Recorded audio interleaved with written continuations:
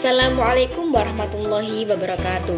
Perkenalkan, nama saya Siti Muhibatul Khairina dengan nomor NIM 2130138, kelas HKID mata kuliah Filsafat Ilmu, dosen pengampu Bu Nur Mahmudah SUD MPhil.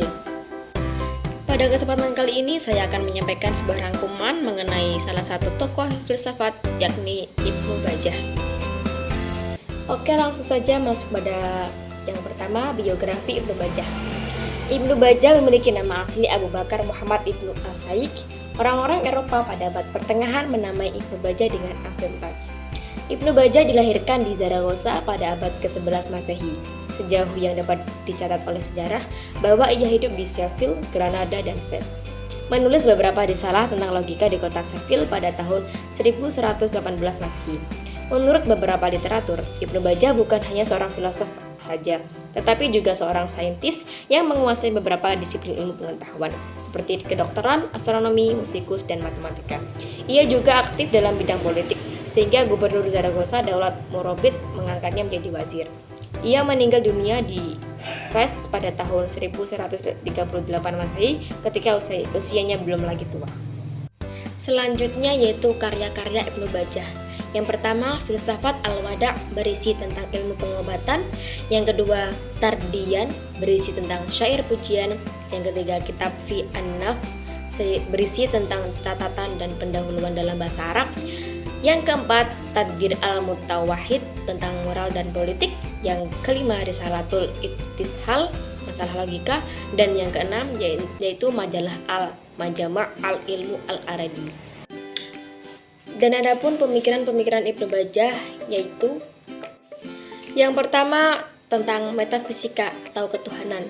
Gerakan alam ini jisim yang terbatas digerakkan oleh akal, bukan berasal dari substansi alam sendiri yang sifatnya finite, terbatas.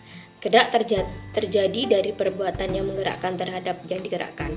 Gerakan ini digerakkan pula oleh gerakan yang lain, sedangkan yang tidak bergerak ialah akal. Ia menggerakkan alam dan ia sendiri tidak bergerak. Akal inilah yang disebut dengan Allah, akal, akil, dan ma'qul. Yang kedua yaitu mengenai materi dan bentuk. Menurut Ibnu Bajjah, materi dapat bereksistensi tanpa harus ada bentuk. Pernyataan ini menolak asumsi bahwa materi itu tidak bisa bereksistensi tanpa ada bentuk, sedangkan bentuk bisa bereksistensi dengan sendirinya tanpa harus ada materi. Ibnu Bajjah menyatakan bahwa bentuk pertama merupakan suatu bentuk abstrak yang bereksistensi dalam materi yang dikatakan sebagai tidak mempunyai bentuk. Bentuk-bentuk yang berkaitan dengan aktif oleh Ibnu Bajjah dinamakan bentuk-bentuk kejiwaan umum. Sedangkan bentuk-bentuk yang berkaitan dengan akal sehat dinamakan bentuk-bentuk kejiwaan khusus. Yang ketiga yaitu jiwa. Jiwa adalah penggerak bagi manusia. Jiwa digerakkan dengan dua jenis alat. Yang pertama alat-alat jasmani dan yang kedua alat-alat rohaniyah. Alat-alat jasmaniah diantaranya ada berupa buatan dan ada pula yang berupa alamiah, seperti kaki dan tangan. Jiwa menurut Ibnu Bajjah adalah jauhar rohani, akan kekal setelah mati. Di akhirat jiwalah yang akan menerima pembalasan, baik balasan kesenangan yakni surga maupun balasan siksaan yakni neraka. Yang keempat yakni akal dan ma'rifat. Menurut Ibnu Bajjah, akal merupakan bagian terpenting yang dimiliki oleh manusia. Ia berpendapat bahwa ma'rifat atau pengetahuan yang benar dapat diperoleh lewat akal. Akal ini merupakan satu-satunya sarana yang melaluinya kita mampu mencapai kemakmuran dan membangun kepribadian. Ibnu Bajjah berpendapat bahwa seseorang dapat mencapai puncak ma'rifat dan meleburkan diri pada akal fa'al atau akal aktif jika ia telah dapat terlepas dari sifat kerendahan dan keburukan-keburukan masyarakat, serta dapat memakai kekuatan pikirannya untuk memperoleh ma'rifat dan ilmu sebesar mungkin. Juga dapat menenangkan segi pikiran dan dirinya atas pikiran hewaniah. Yang kelima yakni akhlak. Ibnu Bajjah membagi perbuatan-perbuatan manusia kepada dua bagian.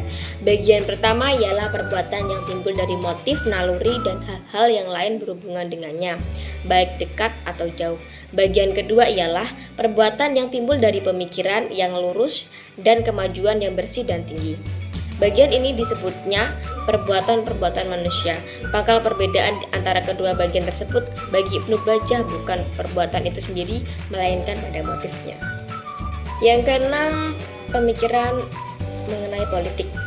Pandangan politik Ibnu Bajjah dipengaruhi oleh pandangan politik Al-Farabi. Sebagaimana Al-Farabi dalam buku Ar-Ra' Ahla Al-Madinat Al-Fadilat, yakni Ibnu Bajjah juga membagi negara menjadi negara utama, Al-Madinah Al-Fadilat, atau sempurna dan negara yang tidak sempurna, seperti negara jahilah, fasiqoh, dan lainnya. Perbedaannya hanya terletak pada penekanannya. Al-Farabi titik tekanannya pada kepala negara, sedangkan Ibnu Bajjah titik tekanannya pada warga negara atau masyarakat. Yang ketujuh, yakni manusia penyendiri. Uzlah atau penyendirian yang dikemukakan oleh Ibnu Bajjah bukanlah menjauhi manusia, melainkan tetap juga berhubungan dengan masyarakat.